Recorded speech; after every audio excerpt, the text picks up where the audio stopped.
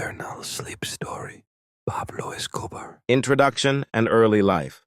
Tonight, let us embark on a long and quiet journey into the history of a man whose name still echoes in the memory of the world.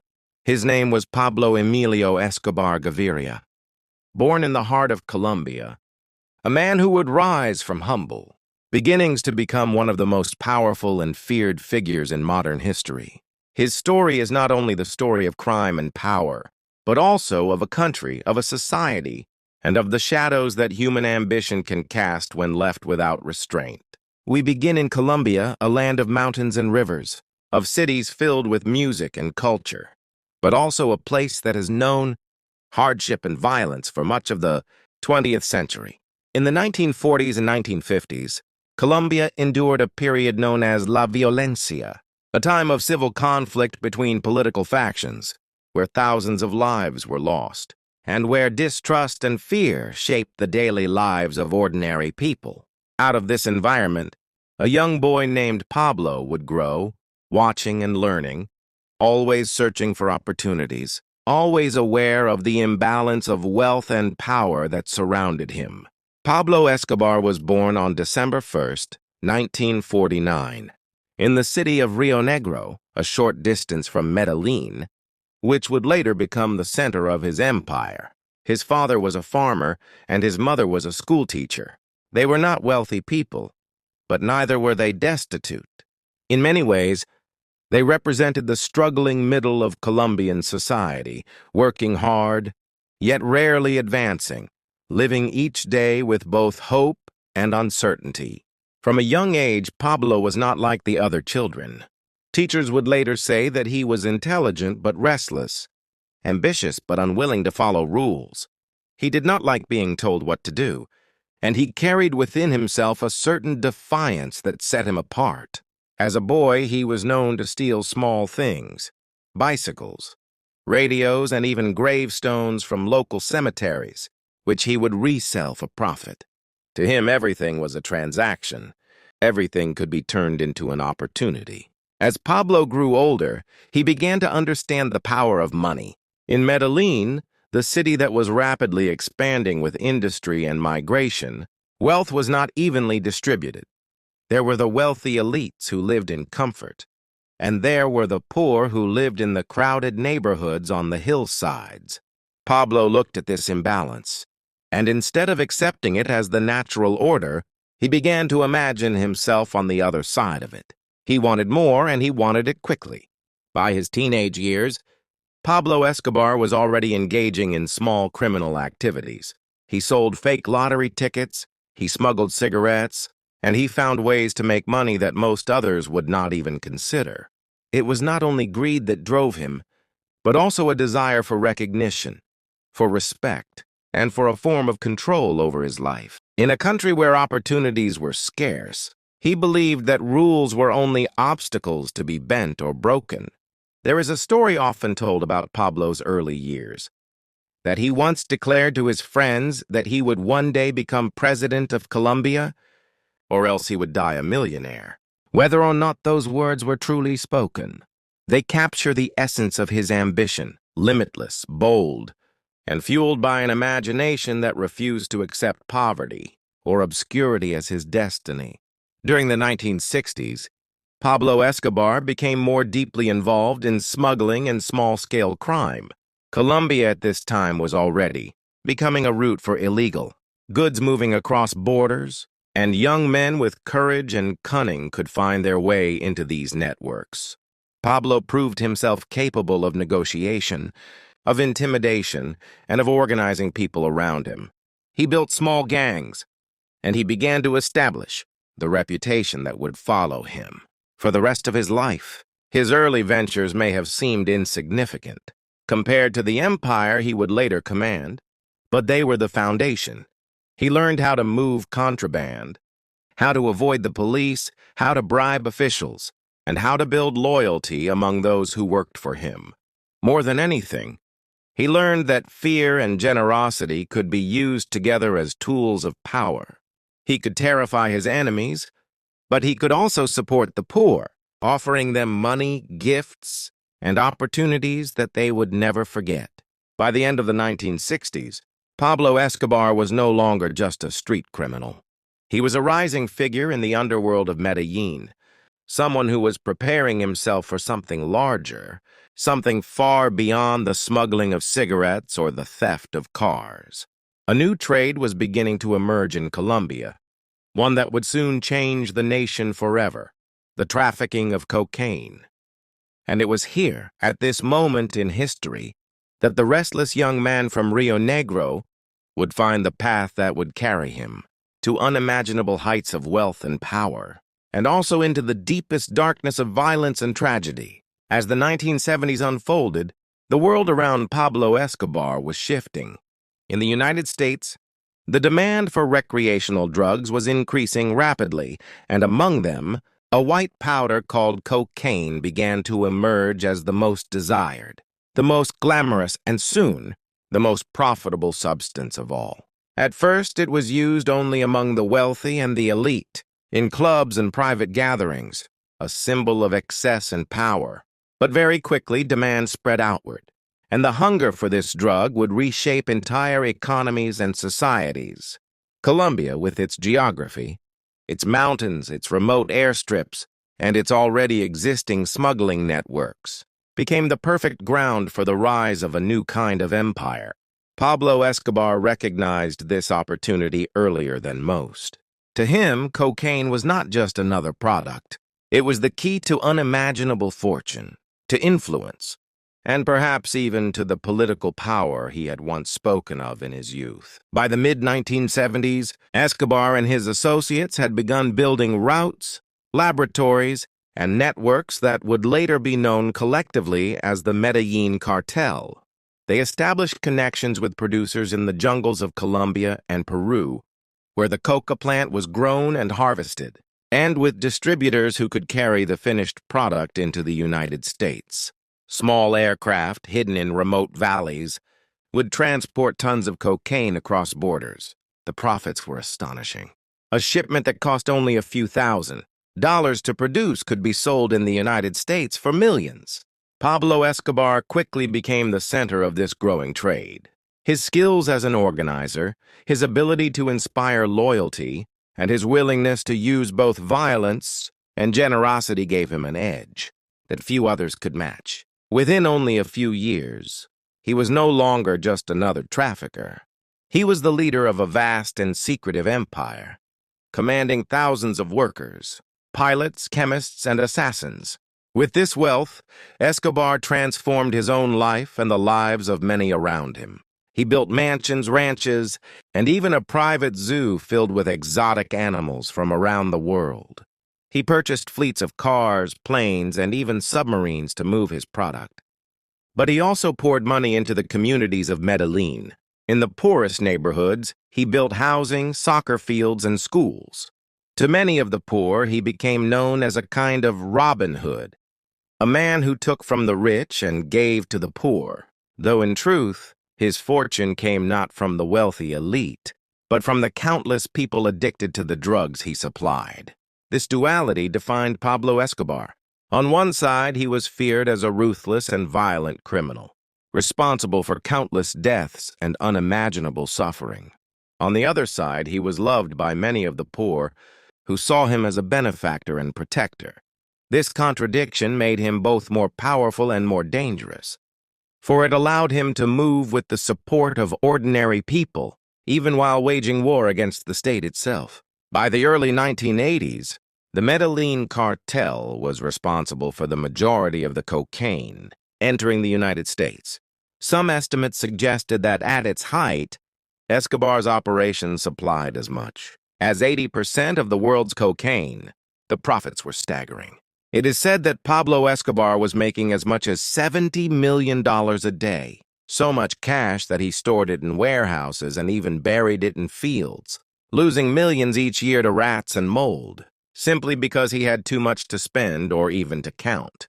But with this wealth came attention, and with attention came conflict. The Colombian government, under pressure from the United States, began to fight back against the growing power of the cartels. New laws were introduced, New military operations were launched, and new alliances were formed with foreign agencies. The United States, through the Drug Enforcement Administration, was determined to bring Escobar down. Seeing him as one of the greatest threats in the war on drugs, Escobar responded in the way he always had, with a mixture of fear and favor. He bribed politicians, judges, and police officers, offering them sums of money that few could refuse. For those who accepted, there was wealth and comfort. For those who refused, there was violence, often swift and brutal. Escobar's motto became infamous: plata o plomo, silver or lead. Take the bribe or face the bullet. And so Colombia entered one of the darkest periods in its history. Assassinations became commonplace. Bombings shook the streets of cities. Judges, journalists, and politicians were killed one after another, as Escobar fought to preserve his empire and to avoid extradition to the United States, which he feared more than anything else. For to be imprisoned in Colombia, he believed, meant that he could still find a way to influence and escape. But to be sent to the United States would mean the end of his power forever. Still, even as violence spread, Escobar continued to be admired by many of the poor. His image appeared in murals. His name was spoken with both fear and respect, and his presence could not be ignored. He had become more than just a man. He had become a symbol, both of wealth and of terror, of generosity and of cruelty. The 1980s carried on in this rhythm of excess, violence, and fear. Each year, Escobar grew richer. Each year, the conflict grew worse. And each year, the dream of controlling not only a criminal empire, but also the very politics of Colombia seemed, at least to him, within reach. As Pablo Escobar's power reached its height, he no longer thought of himself merely as a businessman or a smuggler. He began to imagine himself as a political leader, someone who could transform Colombia not only with money, but with influence over laws and government itself. In the early 1980s, he sought to enter the world of politics, presenting himself as a successful entrepreneur who wanted to serve his country. He joined the Liberal Party and managed to win a seat as an alternate member of the Colombian Congress. For a brief time, it seemed as if Pablo Escobar had achieved the impossible. The poor adored him, the wealthy feared him, and now the political system itself had opened its doors to him. Escobar arrived in public dressed elegantly, speaking of reforms and progress, offering visions of a Colombia where prosperity would reach even the most forgotten villages. But it did not last long. Opponents quickly began to expose his true background. Journalists and rival politicians revealed his connections to smuggling, his unexplained fortune, and the violence that followed his rise. One of the loudest voices against him was a courageous politician named Rodrigo Lara Bonilla, who denounced Escobar as a criminal unworthy of office. Soon after, Lara Bonilla was assassinated, and though Escobar never admitted responsibility, the shadow of his involvement was undeniable. The political dream collapsed. Escobar was forced out of Congress, and his image as a legitimate figure was shattered. Yet in many ways, the rejection only deepened his resolve to wage war against the system that had humiliated him. From this moment on, Escobar was not only a trafficker seeking profit, but an enemy of the Colombian state itself. Throughout the mid-1980s, violence escalated to unprecedented levels. Judges were murdered in their homes. Police officers were gunned down in the streets. Car bombs exploded in crowded cities, leaving ordinary citizens in constant fear. Escobar unleashed a campaign of terror designed to bend the government to his will. His message was always the same: abandon extradition. Leave him untouched, and he would reduce the violence. Resist him, and the bloodshed would continue. At the same time, Escobar deepened his ties with the poor. He expanded housing projects, gave away money in the neighborhoods of Medellin, and funded soccer tournaments for children.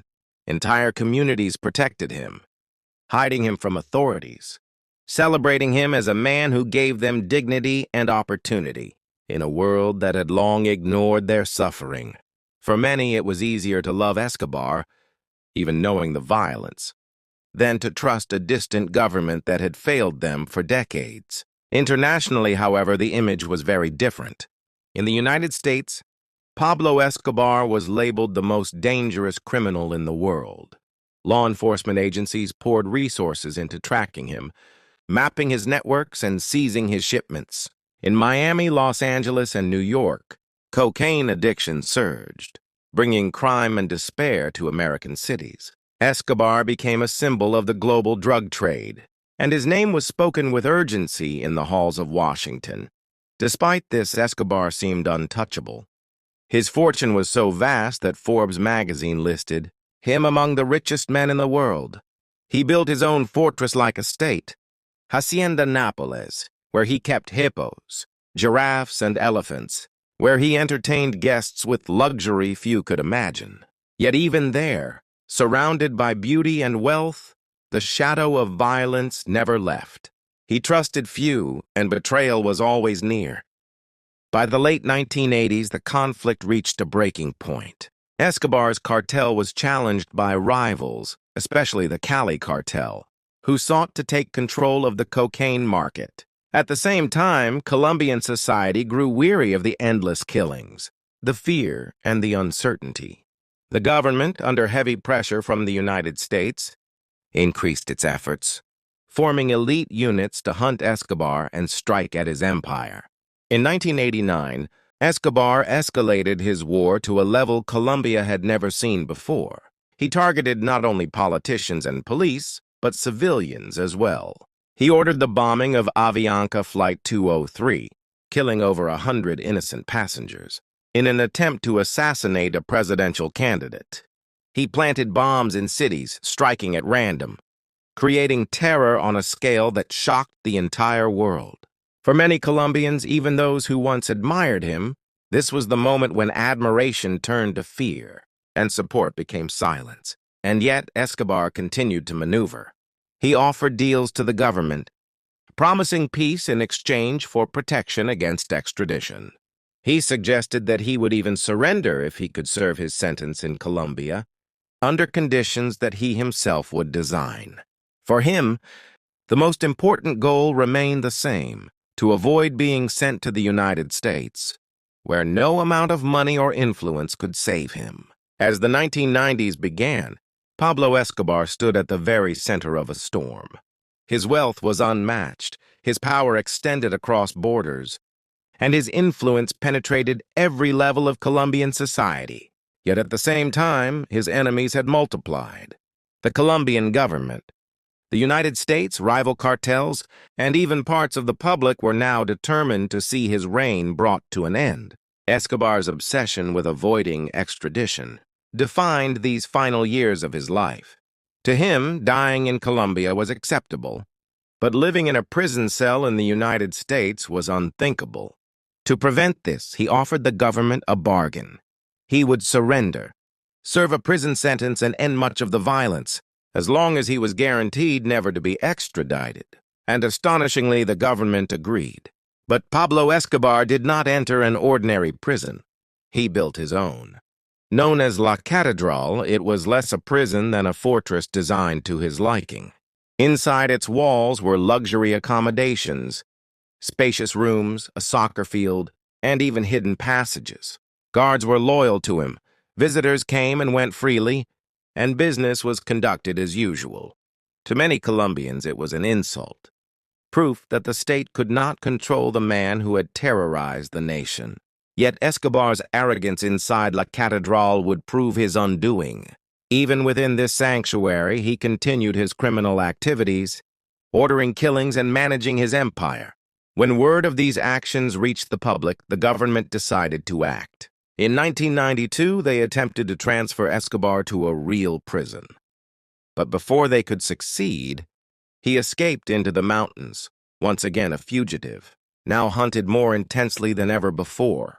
The manhunt for Pablo Escobar became a national obsession. The Colombian government, aided by American intelligence, launched relentless operations. Elite police units known as the Search Bloc dedicated themselves solely to capturing him.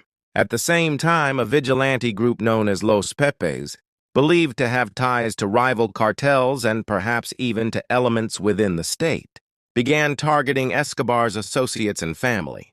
Day by day, the empire that had once seemed unshakable began to collapse. Escobar lived in hiding, moving constantly between safe houses in Medellin. His once vast network of protection grew thinner. Former allies turned against him, frightened by the growing pressure. The fortune that once seemed endless became difficult to access, as banks closed accounts and properties were seized. For a man who had lived with unimaginable wealth, the reality of life on the run was crushing. Despite this, Escobar never stopped dreaming of survival. He maintained phone calls with his family, with his wife and children, speaking to them with tenderness, promising that one day they would be together again. These phone calls, however, would prove fatal. The technology of the time allowed authorities to track his location through the signals, narrowing down the circle around him with each conversation. On December 2nd, 1993, just one day after his 44th birthday, Pablo Escobar's time finally came to an end. The search block traced a call he made to his son and stormed the neighborhood where he was hiding. As they closed in, Escobar attempted to flee across the rooftops. A gunfight erupted, shots echoing across the quiet streets. Moments later, Escobar fell, struck by bullets. Some say he was killed by the police. Others believe he took his own life, unwilling to be captured. In truth, the exact detail may never be known.